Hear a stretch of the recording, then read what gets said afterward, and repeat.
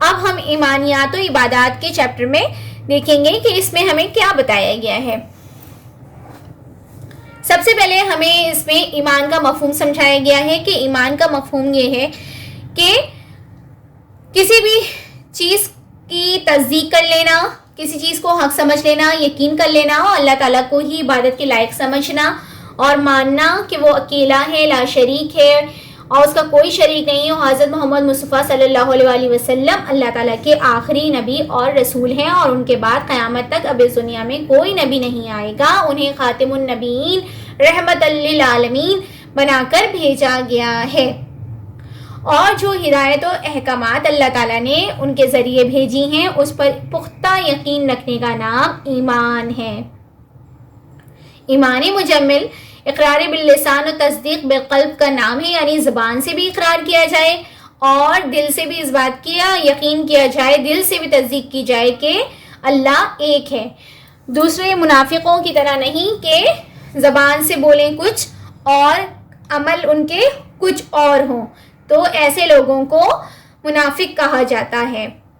نبی کریم صلی اللہ علیہ وآلہ وسلم کو اللہ تعالیٰ کی طرف سے جو ہدایات دی گئی ہیں ان میں اس کی دو قسمیں ہیں، ایک کا تعلق ہمارے دل و دماغ سے ہے اور دوسری کا ہمارے اعمال سے ہے۔ تو دل و دماغ سے جس کا تعلق ہے اسے ایمانیات کہتے ہیں، اور جس کا تعلق اعمال سے ہے اسے عبادات و معاملات کہا جاتا ہے۔ ایمانیات میں ہمارا اللہ تعالیٰ پر ایمان ہونا، فرشتوں پر ایمان ہونا، کتابوں پر ایمان ہونا، رسولوں پر ایمان ہونا، یوم آخرت پر ایمان ہونا، تقدیر پر ایمان ہونا اور موت کے بعد دوبارہ زندہ ہونے پر بھی ایمان لانا شامل ہے۔ اللہ تعالیٰ پہ ایمان لانے کا مطلب ہے کہ زبان و دل سے اس بات کا ہمیں پختہ یقین ہو کہ اللہ تعالیٰ ایک ایسی ہستی ہے جس نے اس پوری کائنات کو پیدا کیا ہے، جو اس پوری کائنات کا نظم و نسق چلا رہا ہے اور وہ ہر وقت اور ہر جگہ موجود ہے، وہ ہماری شہرک سے بھی قریب ہے، زمین و آسمان کا اقتدار اسی کے ہاتھ میں ہے اور کوئی بھی شے اس سے ڈھکی چھپی نہیں، پوشیدہ نہیں رہ سکتی۔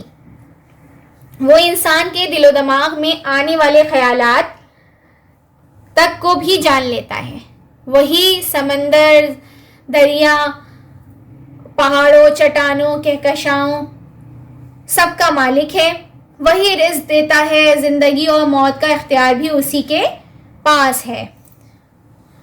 وہ اکیلا ہی معبود ہے اور ہر چیز پر قادر ہے اور بہت سی خوبیوں کا مالک ہے۔ اس کی ذات ہر قسم کے عیب اور کمزوری سے پاک ہے۔ اللہ کی ذات وحدہ لا شریک ہے اور کوئی بھی اس کا مقابل نہیں، کوئی بھی اس کی برابری کرنے والا نہیں، وہ ہمیشہ سے ہے، ہمیشہ رہے گا۔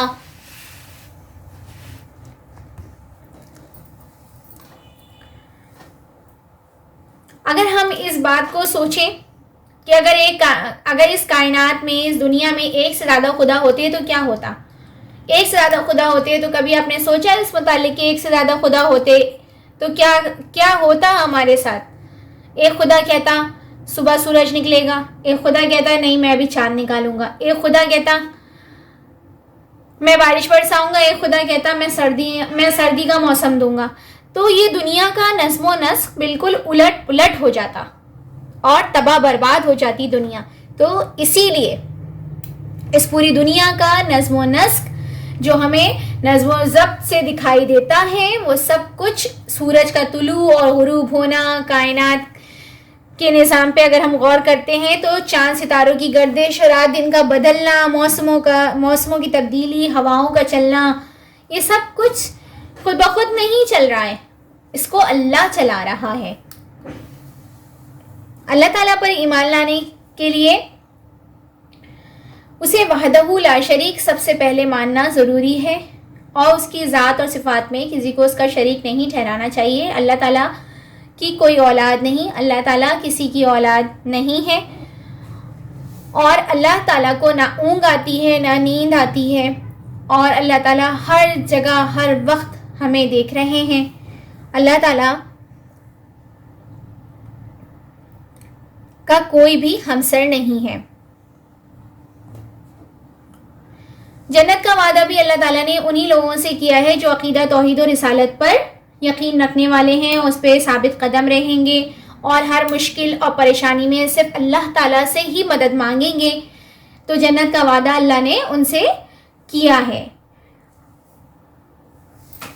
عقیدہ توحید کو ماننے والے بہت پرسکون ہوتے ہیں، اطمینان والے ہوتے ہیں، اور جو لوگ اللہ تعالیٰ کو مانتے ہیں وہ ملت وحدہ یعنی ایک برادری بن جاتے ہیں، جیسے مسلمان اللہ تعالیٰ نے بھائی بنائے ہیں۔